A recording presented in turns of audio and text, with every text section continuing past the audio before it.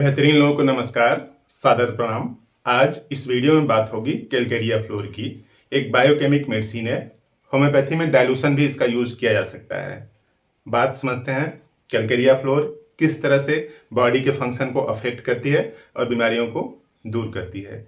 थोड़ा वीडियो बड़ा है लेकिन पूरी बात समझ में आ जाएगी आपको। वीडियो अंत तक देखिए और बात पसंद आए तो लाइक भी करिएगा और अंत में शेयर भी कर दीजिएगा इसको। देखिए, जो कैलकेरिया फ्लोर है उसका स्पेक्ट्रम पूरी बॉडी पर है और प्रमुख रूप से जो बोन है, यानी जो टीथ है और बोन है, उसके अलावा इलास्टिक फाइबर, एपिडर्मिस, इन सब जगहों पर प्रमुख रूप से कैलकेरिया फ्लोर पाया जाता है। देखिए, इलास्टिसिटी होती क्या है। जैसे इसको ऐसे खींचा जा रहा है तो आप वापस अपनी जगह पर चला जा रहा है ना। तो इस नेचर को है इलास्टिक नेचर बोलते हैं। प्लास्टिक नेचर में क्या है कि एक बार खींच दिया गया तो फिर वापस अपनी जगह पे न जाए। तो यहाँ पे क्या है कि जो इलास्टिक फाइबर हैं उसमें कैलकेरिया फ्लोर का रोल है ताकि उसकी इलास्टिसिटी बनी रहे। कहीं पे भी इलास्टिसिटी खत्म हो रही है तो आप समझ लीजिए कि कैलकेरिया फ्लोर वहां पे बेहतर या सुटेबल रेशियो में नहीं पाया जा रहा है। इस तरह से इसका स्पेक्ट्रम है कि फाउंड इन बोन, पूरी शरीर की हड्डियों में पाया जाता है। टीथ, दांत भी एक टाइप की हड्डी है। और elastic fibre, epidermis and vascular वाल। जो वेस्कुलर वाल यानी जो आर्टरी वेन्स है उनको एक साथ अगर बोलना होता है तो वेस्कुलर वाल बोल देते हैं। तो इस तरह से इतने पोर्शन में डिस्ट्रीब्यूटेड है। दिक्कत क्या है कि अगर इसका कंसंट्रेशन नॉर्मल से कम हो जाए उस अवस्था में क्या करता है कि सूजन उत्पन्न करता है, डायलेटेशन उत्पन्न करता है। हाथ एक स्वेलिंग पूरी बॉडी की होती है जो वाटर इकट्ठा होने की वजह से होता है, वो नहीं। यहां पे क्या है, स्वेलिंग कुछ अलग टाइप की है। तो देखिए क्लियर कट लिखा है, डिस्टर्बेंस ऑफ द इक्विलिब्रियम, यानी जितना नॉर्मल होना चाहिए कंसंट्रेशन कैलकेरिया फ्लोर का बॉडी के फंक्शन को मेंटेन करने के लिए, अगर वो कमतर है तो क्या होगा, dilatation and chronic relax condition. Dilatation means क्या, साइज उसकी बढ़ जाएगी। जैसे मान लीजिए इस तरह से ये आर्टरी या वेन्स है, यहां पे अगर डायलेटेशन इसका होगा तो इस तरह से हो सकता है ऐसे। अब यही अवस्था क्या हो सकती है, वेस्कुलर ट्यूमर हो सकता है, वेरिकोज वेन हो सकती हैं, हेमरॉइड्स हो सकता है। तो इस तरह से पूरा स्पेक्ट्रम है डायलेट हो जाने की वजह से। तो डायलेटेशन इस वेस्कुलर वाल का ही नहीं है, जो इलास्टिक फाइबर है वो भी डायलेट हो जा रहे हैं। अगर इलास्टिक फाइबर डायलेट होंगे तब होता क्या है, महिलाओं में प्रोलेप्सिस हो सकता है, यानी जो यूट्रस है अपनी जगह से थोड़ा नीचे जा सकता है। क्योंकि बॉडी में जो यूट्रस है, मान लीजिए इस तरह से यूट्रस है जिसको कई फाइबर इसको पकड़ के अपनी पोजीशन पर बनाए रखते हैं इसको, ताकि वो नीचे ना आए ना। अगर ये फाइबर, यहाँ के जो इलास्टिक फाइबर है, अगर ये रिलैक्स हो गए, मींस जो एक प्रॉपर टाइट किए रखते हैं उसको, तो अगर ये रिलैक्स्ड हो गए तो रिलैक्स हो गए जिसकी साइज थोड़ा नीचे की तरफ आएगा, तो यूट्रस नीचे की तरफ आ जाने को ही क्या बोलते हैं, प्रोलेप्सिस बोलते हैं। यही अवस्था हेमरॉइड्स में भी हो सकती है। तो इस तरह से एपिडर्मिस का, इलास्टिक फाइबर का, टीथ, बोन, इन सब में डायलेटेशन है या फिर क्रॉनिक रिलैक्स कंडीशन है। रिलैक्स कंडीशन मींस वहां पे डेंसिटी क्या हो गई, कम हो गई। जैसे कई लोगों को बोन वाले सरफेस पे देखे होंगे, इस तरह से जो बोन है यहाँ पे इस तरह से आउटग्रोथ होता है।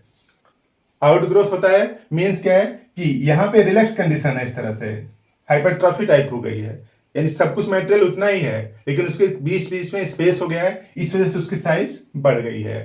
तो चाहे बोन की साइज बढ़ जाए या फिर वेस्कुलर ट्यूमर हो या हेमरॉइड्स हो या प्रोलेप्सिस हो, ऐसी सभी सिचुएशन को आप देखिए, समझिए कि यहाँ पे कुछ रिलैक्स तो नहीं हुआ है, ढीला तो नहीं हो गया है। और उस ढीले होने की वजह से जो सिम्टम्स आ रहे हैं वो कई हो सकते हैं। वीडियो के अंत में हम देख लेंगे हम लोग। तो इस तरह से जो डायलेटेशन है या फिर रिलैक्स कंडीशन है, यही कैलकेरिया फ्लोर का डायमेंशन है फंक्शन करने का। थोड़ा सा देखते हैं कि लैक ऑफ कैलकेरिया फ्लोर में काज क्या क्या कर सकता है।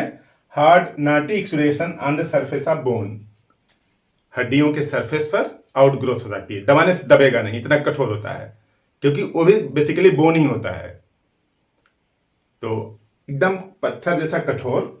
और रिलैक्सेशन ऑफ इलास्टिक फाइबर, जो इलास्टिक फाइबर है वो रिलैक्स कर जाते हैं और रिलैक्स कर जाने की वजह से क्या हो सकता है, कहीं पे वेस्कुलर ट्यूमर हो सकता है।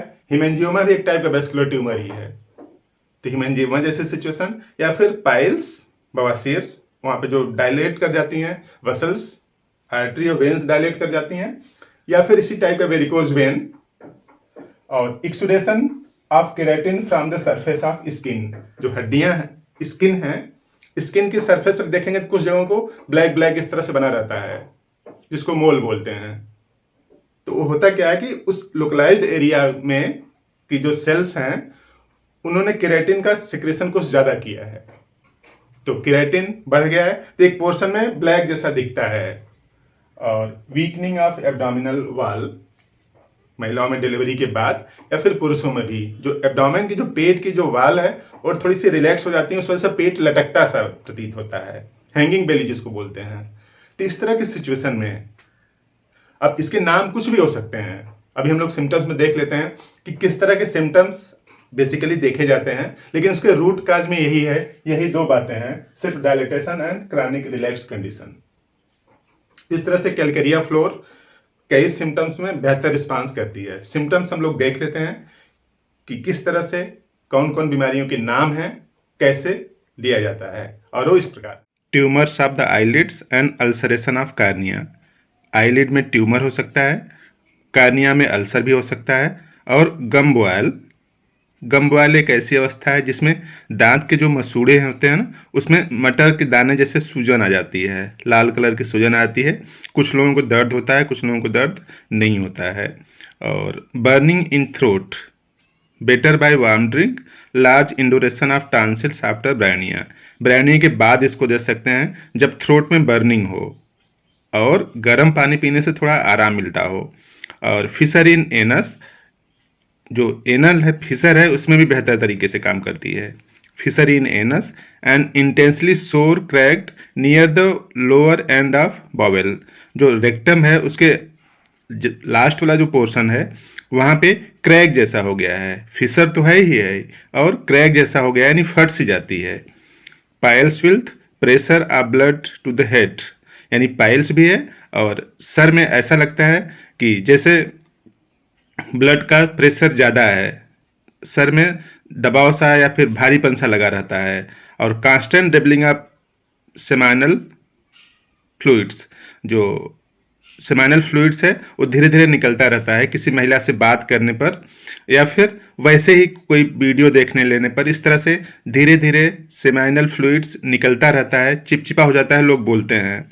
तो constant dribbling of seminal and prostatic fluids with dwindling of testis, जो अंडकोश है वो नीचे लटक से गए हैं। तो जिनका भी अंडकोश नीचे लटक गया है, हद से ज़्यादा लटक गया है, और उसके साथ साथ किसी महिला से बात करने पर, कोई वीडियो देख लेने पर सेमाइनल फ्लूइड्स निकलने लगता है, उन सब के लिए कैलकेरिया फ्लोर दी जा सकती है। वेरिकोज वेन ऑफ वल्वा, जो महिलाओं के प्राइवेट पार्ट होते हैं उसमें जो वल्वा होता है उसमें वेरिकोज वेन है, यानी वहाँ की जो वेन्स हैं वे स्वेल कर गई हैं। और यूट्राइन फाइब्रॉइड्स, यूट्रस में फाइब्रॉइड है। हार्ड नोड्यूल इन मेमरी ग्लैंड, यानी जो ब्रेस्ट है वहाँ पे हार्ड गांठ जैसी है, और यूट्रस में फाइब्रॉइड्स है। Given during pregnancy it favour easy confinement, pregnancy के समय कैलकेरिया फ्लोर को देने से ये इजी डिलीवरी को करवा देता है। और चीफ रेमेडी इन क्रूप, जो खांसी है, जो सूखी खांसी एक तरह से आती है, जिसको क्रूप जो होता है उसको लैरिंगो ट्रैकियो ब्रांकाइटिस बोलते हैं, यानी लैरिंग्स, ट्रैकिया और ब्रांकस में अगर इन्फ्लेमेशन है तो उसको शार्ट में क्रूप बोलते हैं। तो chief remedy in to croups. Aneurysm in early stage, aneurysm ऐसी अवस्था है जिसमें कि स्वेलिंग हो जाती है और नॉर्मल से ज़्यादा वहाँ पे डायमीटर हो जाता है। तो aneurysm in early stage may be reduced or kept in check by the remedy, या तो अर्ली स्टेज में है तो रिड्यूस हो जाएगा, या फिर अगर बड़ा हो गया है तो उस साइज को उसी पर रोक देगा। अगर ये छोटा नहीं कर सकता तो उसको और बढ़ने नहीं देगा। और dilatation of heart with palpitation, जो हार्ट है वो डायलेट कर गया है, पल्पिटेशन भी हो रहा है। Chief remedy for varicose vein, जो वेरिकोज वेन होती है, यानी जो वेन्स की साइज बढ़ गई है, उसमें सबसे चीफ रेमेडी है। और इनलार्ज वेन्स, यानी वेन्स बढ़ गई है। और हाइपरट्रॉफी ऑफ हार्ट, जो हार्ट है उसकी भी साइज बढ़ गई, यानी वहाँ पर भी डायलिटेशन है, वहाँ के भी फाइबर नॉर्मल से कुछ ज़्यादा साइज के हो गए हैं।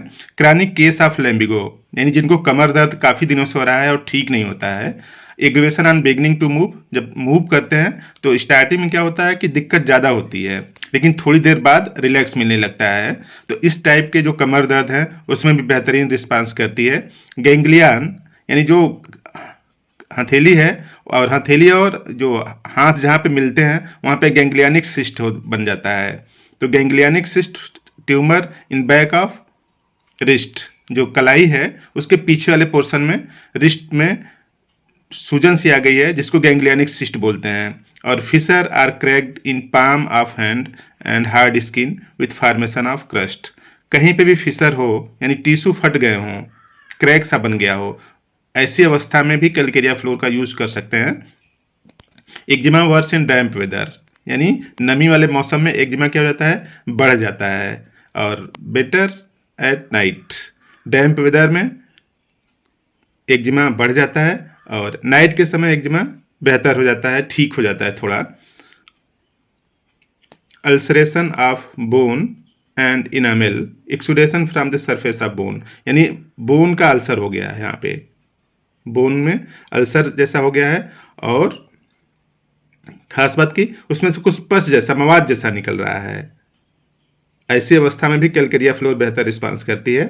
और aggravate in damp weather and during rest, rest के समय या फिर डैम्प वेदर में दिक्कत बढ़ जाती है, और कोल्ड से इसकी दिक्कतें कम हो जाती हैं। इस कैलकेरिया फ्लोर की जो हाई पोटेंसी है वो बेहतर रिस्पांस करती है, और ख़ास तौर से बोन के केस में, यानी हड्डियों वाले केस में कैलकेरिया फ्लोर की पोटेंसी ज़्यादा रखेंगे तो बेहतर रिस्पांस आता है।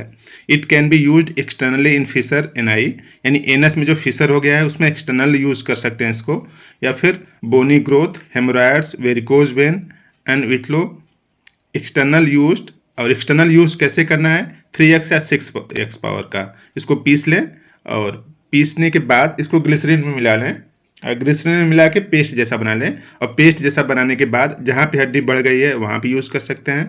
हेमोराइड्स अगर बाहर की तरफ दिख रहे हैं तो यहाँ पर यूज़ कर सकते हैं, और एनल फिशर में भी इसको यूज़ कर सकते हैं, अंदर की तरफ लगा सकते हैं। तो इस तरह से कैलकेरिया फ्लोर बहुत बेहतर रिस्पांस करती है। हड्डियों के केस में इसको हायर पोटेंसी दें, और जहाँ पे फिशर है यानी जहाँ पे क्रैक जैसा हो गया है वहाँ पे लोअर पोटेंसी का पेस्ट बना के वहाँ पे एक्सटर्नल लगाएं और लोअर पोटेंसी खिलाएं भी। और कुछ इंस्ट्रक्शन इस तरह से कि रस्टाक्स में, रस्टाक्स के बाद इसको देना चाहिए। कमर दर्द अगर रस्टाक्स से नहीं ठीक हो रहा है तो कैलकेरिया फ्लोर से ठीक होगा। और कहीं पे भी पस बन रहा है और पस साइलिसिया से नहीं ठीक हो रहा है तब आप कैलकेरिया फ्लोर को दे सकते हैं। तो useful after rhus tox in lumbago, after silicea in suppuration and after Bryonia and calcarea in arthritis, यानी अर्थराइटिस वाला जो दर्द है ब्रायनिया और कैलकेरिया से नहीं ठीक हो रहा है तब आप इसको दें। और after Sticta and ferrum phos in synovitis, यानी जो जॉइंट्स होती हैं उनकी जो सूजन हो जाती है उस सूजन में स्टिक्टा पल्मिनोरिया जो छोटी जॉइंट्स के सूजन के लिए कभी काम करती है, और फास्फोरस के बाद इसको दे सकते हैं। तो इस तरह से कैलकेरिया फ्लोर का यूज़ कर सकते हैं आप। और जहाँ पे भी टिश्यू रिलैक्स हैं और रिलैक्स कंडीशन है, साइज़ थोड़ी सी नॉर्मल से ज़्यादा दिख रही है, ग्रोथ है, इस तरह के केसों में कैलकेरिया फ्लोर बेहतर रिस्पांस करती है। आपने पूरा वीडियो देखा।